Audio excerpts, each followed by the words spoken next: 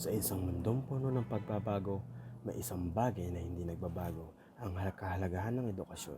Pero alam niyo ba na ang edukasyon ay hindi lamang tungkol sa pagpapalawak ng kaalaman, kundi pati na rin sa pagtutok sa gender equality.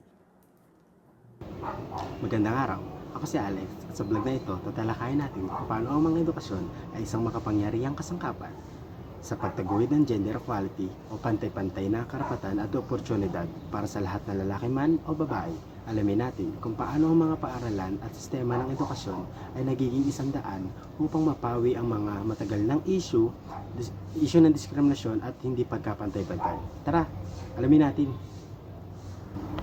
Gumawa ko ng post patungkol sa ang mahalagang papel ng edukasyon sa pagtaguyod ng gender equality. At nagkomento ang aking mga subscribers kung ano ang kahalagahan ng edukasyon sa pagtaguyod ng gender equality. Okay, meron na tayong natanggap na isang komento mula sa ating subscriber na si Lorna.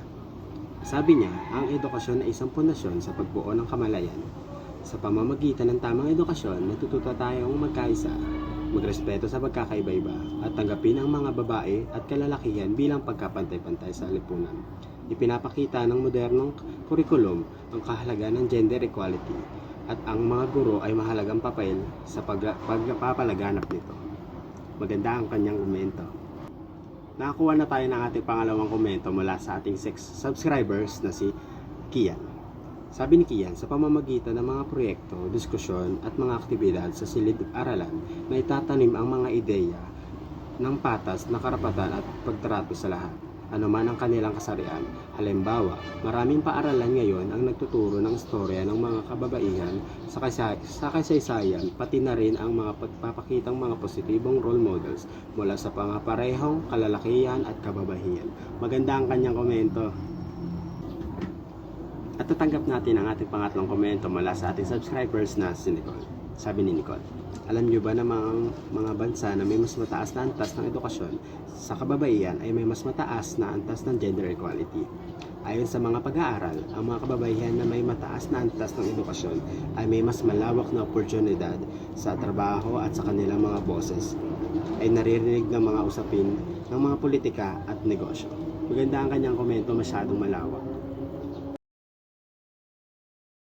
Maganda ang kanilang mga komento, ngunit hindi ito magtatagumpay na mag-isa lang.